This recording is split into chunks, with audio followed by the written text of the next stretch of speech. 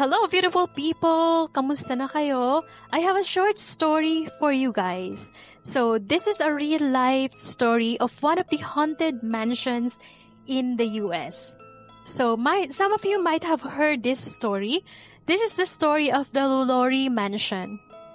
This is the LaLaurie Mansion, and this was owned by Marie Delphine McCarthy LaLaurie. So, si Delphine ay galing sa isang mayamang pamilya. Mayaman talaga yung angkan niya at ang pinagmulan niya. Kasama na sa mga ari-ari ang namana niya sa magulang niya is yung mga slave. Kasi nung unang panahon, usong-uso talaga ang may mga slave. Binibili ang mga slave dati. So, si Marie Delphine ay mayroong una at pangalawang asawa na yumao na. Nagkaroon siya ng mga anak dito. At nakilala niya sa pangatlong pagkakataon si Leonard Louis Nicholas LaLaurie. Nakabili siya ng ari-arian sa New Orleans, Louisiana at doon niya ipinatayo ang LaLaurie Mansion. Taong 1831 nang nabili niya yung property sa 1140 Royal Street, New Orleans, Louisiana. Doon siya tumira kasamang kanyang anak at ang kanyang asawa na si Louise. Now, masaya naman silang nakatira doon. Kilala ang pamilya ni Delphine na mayaman, lagi nagtuthrow ng lavish party. Talagang kilala yung pamilya na prominente. Hanggang taong 1833, isang insidente or pangyayari ang naganap na nagbukas sa isip ng mga tao at sa chismis tungkol sa kanya. So, one of the slaves of Delphine ay tumalon sa third floor, sa bintana ng third floor ng LaLaurie Mansion. Now, bakit siya tumalon? Ang sabi, dun sa mga nabasa ko at napanood ko, is sinusuklayan daw niya si Delphine nung time na yon. And parang nasaktan si Delphine dun sa pagsuklay niya. And sa takot ng bata na baka parusahan siya ni Delphine is hindi na niya naisip kung mamamatay siya sa pagtalon or mapaparalyze siya. Basta ang mahalaga makaalis siya doon at hindi siya parusahan ni Delphine. So tumalon siya sa third floor hanggang sa binawian siya ng buhay nung time na yon. And that's the reason and that's the start na nagsimula yung rumor or speculations tungkol sa kanya na pinaparusahan niya yung mga slaves niya, hindi niya tinatrato ng maayos. So ininvestigahan yung bahay niya at doon napalaya sinet free yung 9 slaves na meron siya.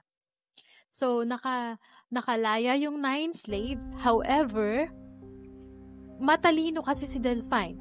Binigyan niya ng pera sinabihan niya yung mga kamag-anak niya or relatives niya na bilhin ulit yung mga slaves na yon through an auction. Kasi by that time, 1800s, uso pa yung mga slaves at binibili yung mga slaves bawat yung mga mayayamang tao nun.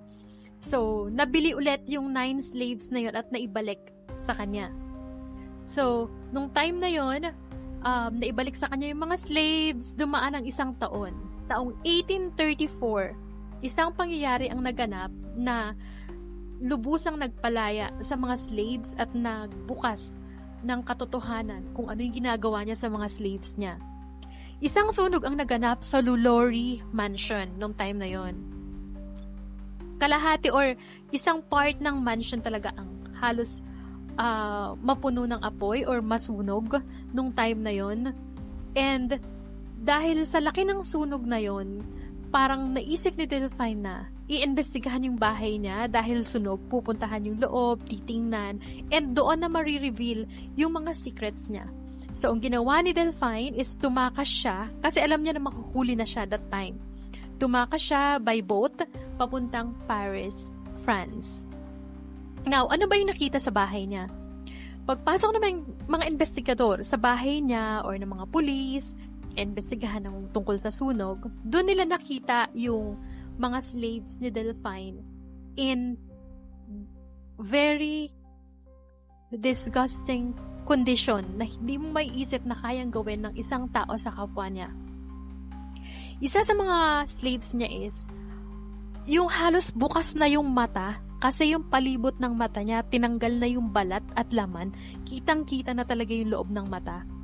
Yung loob nito, kitang-kita na talaga. And yung isa naman is dislocated yung mga buto na para siyang pinag-eksperimentuhan at gustong gawing mukhang crab or spider ba or crab ganon, na pag naglakad siya talagang nagagalawan yung mga buto niya. Yung ganon. Tapos meron pang isa na may butas siya sa ulo and sinasabi niya na meron daw wooden spoon si Delphine na kinukutsara yung sa butas ng ulo niya. Meron pang isa na kinakain na yung sarili niyang dumi at punong-puno yung sa bibig niya. So disgusting and so disturbing talaga yung hindi mo mai-imagine na kayang gawin ng isang tao yun sa kapwa niya. And the reason, ang dahilan ng sunog is sa kitchen, yung tagaluto. Yung tagaluto niya nakakadena doon sa lutuan para hindi siya makaalis doon and wala siyang ibang gagawin kundi ipagluto lang si Delphine. And ginugutom niya yung slaves niya. Kapag binibigyan ng mga anak niya ng pagkain, yung slaves niya, pinaparusahan niya yung mga anak niya.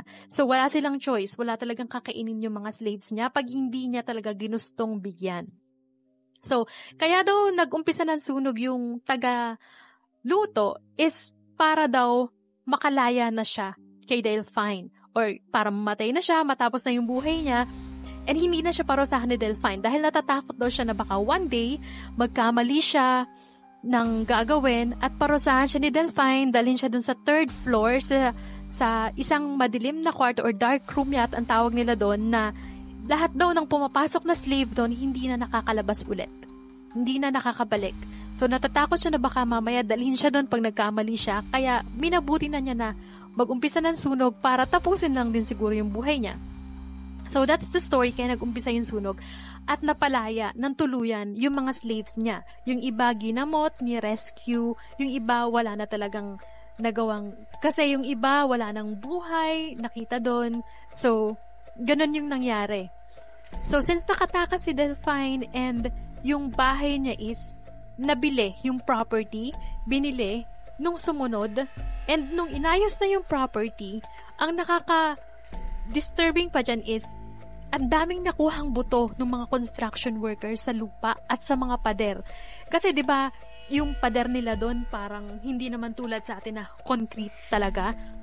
Parang may space sa gitna. Kahoy yata na may space sa gitna. Ang dami nilang nakukuhang mga buto doon. Meron pa sa nakabaon doon sa loob ng bahay. So, ang dami niyang pinarusahan. Kasi kapag siguro may namamatay siyang slave, bibili siya ng bagong slave, ganun. So, since nakatakas si Delphine, nakalaya na yung mga slaves niya, nabili na yung bagong bahay. Natapos na yung torture na naganap. However, hindi naman siya nahuli. Hindi nahuli si Delphine at sinasabi na nakabalik siya ng New Orleans dahil merong isang tomb sa isang cemetery na nakapangalan sa kanya as Madame LaLaurie or Madame LaLaurie, then next is Marie Delphine McCarthy LaLaurie. Meron ding counterpart na tomb sa Paris kaya hindi maisip kung nakabalik siya ng Louisiana or doon talaga siya sa Paris inilibing or namatay. Yun, that's the story of the LaLaurie Mansion na ilan na ang nakabili ng property na yan and lagi nilang sinasabi na may mga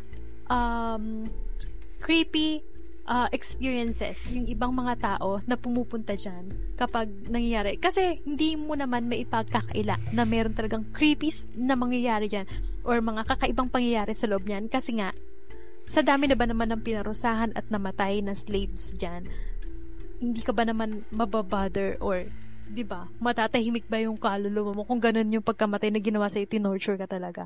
So, that's it for today, guys. Yan yung story ng LaLaurie Mansion. Kung gusto niyo mapakinggan yung mas mahabang version, pwede niyo siyang i-search sa Google, tapos basahin niyo na lang. Or, you can also search it on YouTube. Marami nang gumawa ng videos niyan.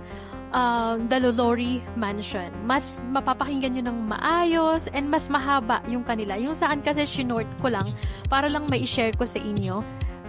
Yan lang. So that's it for today, guys. Thank you so much. I hope you watch this video and you finish the video and also share the video. Thank you and have a blessed day. Bye!